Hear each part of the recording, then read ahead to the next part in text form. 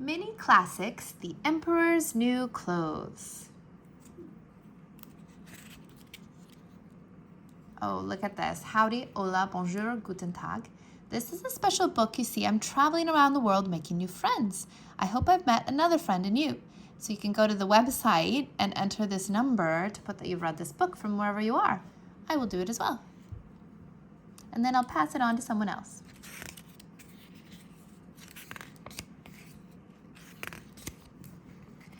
Many years ago, in a country far away, there lived an emperor who was so fond of new clothes that he spent all his money on them in order to be beautifully dressed at all times. He was not interested in his soldiers. He didn't care for the theater. No, this emperor liked nothing better than to walk about in his new clothes, showing off to anyone who might care to watch. He had a different outfit for every hour of the day and happily changed his clothes each morning, afternoon, and evening. He was never to be found in his council chamber talking to his ministers.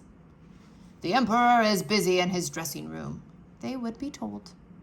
The great city in which he lived was large and prosperous. Every day, many strangers came to visit the bustling town. One day, two men arrived at the city gate.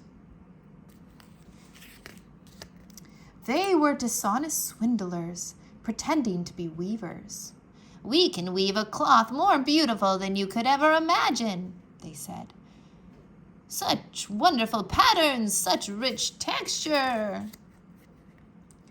Then the swindlers explained that as well as being the most exquisite material ever seen, this cloth had special magic properties. "It will seem invisible to stupid and foolish people," they claimed. "Only those who are clever will be able to see it." When the emperor heard the news, he was very impressed. "These must indeed be splendid clothes," he thought. "When I wear them, I can find out which of my ministers are incapable of carrying out important duties. I can find out who is wise and who is stupid. I would dearly love a suit like that. This cloth must be woven for me at once." And the emperor gave both the impostors a large bag full of money so that they could begin their work at once. They set up their two weaving looms and began to work. Back and forth went their shuttles as the two men bent over the looms, but there was no thread and no cloth to be seen. Their weaving looms were completely bare. The weavers went to the emperor and asked for the finest silk and the best gold thread. Then they secretly hid these riches in their pockets. They pressed on with their work, sitting at the empty looms until late into the night. After a while, the emperor was curious to see his new material. "I should very much like to know how far they have got with the cloth," he thought. But then he remembered that anyone who was stupid would not be able to see it. He stopped and thought, "Well, I know I will be clever enough to see the cloth," said the emperor to himself. "But this will give me a wonderful opportunity to see how intelligent my prime minister is. He will be able to judge the cloth and tell me what he thinks of it." And so the old prime minister went into the hall where the two impostors sat working at the empty weaving looms. "Dear me," thought the old man, opening his eyes wide, for he could see no cloth at all. The swindlers begged him to be so kind as to step closer and inspect their hard work. "Feel this wonderful texture," they exclaimed. "Look at these lovely colors." They pointed to the empty looms, and the poor old prime minister went forward rubbing his eyes, but still he could see nothing, for the very good reason that there was nothing there to see. Dear, he thought to himself, "am I stupid? I didn't think I was. Nobody must find out. No, I certainly must not admit that I cannot see the cloth. Have you nothing to say about our cloth? Asked one of the men. Oh, it is lovely, most lovely, answered the Prime Minister hurriedly. He looked closely through his spectacles. Such texture! What colors! He exclaimed. Yes, I will tell the Emperor that it pleases me very much. We are delighted to hear it, said both the weavers as they winked at one another. Drawing the old man closer, they described the cloth's exquisite colors and explained its intricate pattern. The Prime Minister paid great attention to the weavers, so that he could repeat everything he heard to the Emperor when he returned. After the old man had left the room, the two swindlers laughed and laughed. We certainly fooled him, they said. Soon the impostors said they wanted more money and more silk and gold to use in their weaving, but as before, they put the silk and gold thread in their own pockets, and there was still no sign of any cloth at all. And day after day, the weavers carried on pretending to work. Time passed, and the Emperor decided to send another of his ministers to see how the weaving was progressing, and whether the cloth would soon be finished. I will send my chancellor, he thought. He is a wise and clever man. He will give me a reliable report. But when the chancellor arrived to inspect the cloth, he too could see nothing at all. Nervously, he stood and bit his lip. Is it not a beautiful piece of cloth? Asked the two impostors, as they pointed to the splendid length of material which was not there.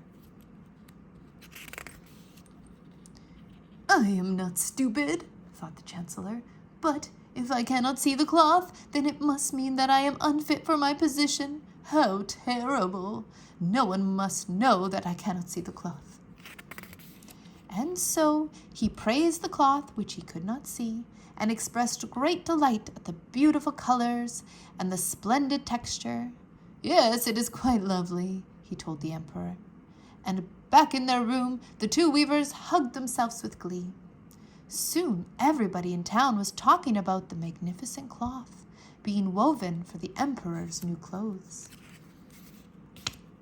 Itching with impatience, the excited Emperor could wait no longer.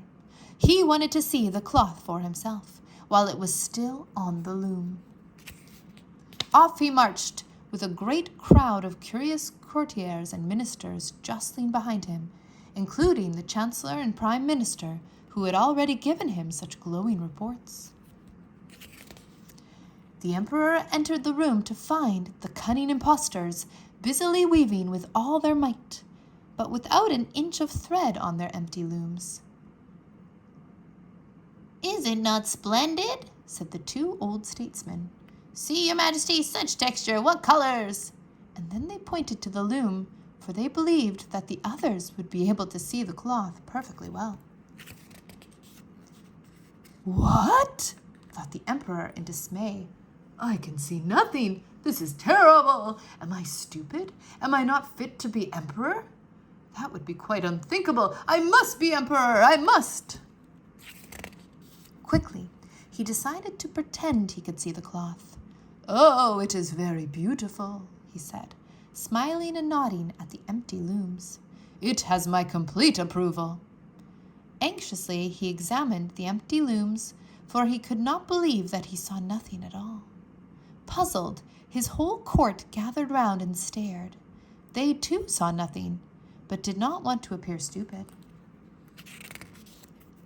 With one voice, they echoed the Emperor's words. Oh, it is beautiful, exquisite, superb. And they advised him to wear his new and magnificent cloth at the grand procession which was to take place the very next day. Splendid, lovely, most beautiful, said all the Emperor's courtiers, who seemed quite delighted with the weavers. The Emperor heartily congratulated them and awarded them the title Court Weavers to the Emperor. All through the night, the weavers sat and worked on the emperor's new clothes. They burned over 16 candles on their windowsill so that anyone watching could see how busy they were. First, the weavers pretended to take the cloth from the loom. Then with huge scissors, they cut out their pattern. Next, they threaded their needles with no thread and sewed the pieces together. Then at last they announced, "The suit is finished." Along came the vain emperor with all his courtiers and ministers. As they crowded into the room, the weavers held out their arms as if holding up something very delicate and precious. "See, here are your breeches, your majesty," they said. "Here is your coat, and here is your fine cloak. This special cloth is so comfortable that you will feel as if you are wearing nothing at all. But that is the beauty of it." Everyone murmured in approval. "Yes, of course," said all his ministers. But really, they could see nothing, for there was nothing there to see. "Will it please your majesty to take off your clothes?" said the impostors. "Then we will dress you in your suit here before the mirror." So the emperor took off all his clothes, and the impostors pretended to dress him in his fine new outfit. The emperor twisted and turned the better to admire himself in front of the mirror. "What a perfect fit!" everyone exclaimed. "Such colors! It is indeed a gorgeous suit." "Everything is ready for the procession, your majesty," announced the master of ceremonies. "I have finished dressing," said the emperor, as he strutted before them. "Don't I look grand?" Once more he preened before the mirror. Then his two chamberlains pretended to lift up his long train and solemnly followed him out of the room. Quickly, the sly weavers packed away their looms and their shuttles and their scissors and their needles, their bags of money and their bundles of silk and gold thread, and they ran away, never to be seen in that fair city again. Outside, in the bright sunshine, the emperor walked in a dignified and stately fashion at the head of the grand procession, and all the people stared as he slowly marched by. Stifling their horrified gasps, they could see he was wearing not a stitch of clothing, but no one dared admit such a thing, for each of them feared they would then be considered foolish. "Look at the emperor's new clothes," they cried. "Look at the magnificent train, such exquisitely beautiful cloth." Never had the emperor's clothes been so much admired, but one little boy could hardly believe his eyes, and suddenly his small voice piped up from the crowd. "But the emperor has nothing on," he laughed. "Just listen to the innocent child," said his father. "Hush, hush, my boy." But soon everyone nearby was repeating what the honest child had said. "He has nothing on," they whispered to each other, until at last the whole crowd cried out, "But he has nothing on!" Then the emperor trembled and knew they were speaking the truth. There he was at the head of the procession, wearing no clothes at all. But he was too proud to admit his foolish vanity, and with his nose in the air and a straight back, he marched on under his splendid canopy. And marching behind him, with even straighter backs, were his poor chamberlains, still tightly holding on to the invisible train. Hans Christian Andersen. Hans Christian Andersen was born in Odense, Denmark on April 2nd, 1805. His family was very poor, and throughout his life he suffered much unhappiness. Even after he had found success as a writer, Andersen felt something of an outsider, an aspect which often emerged in his stories.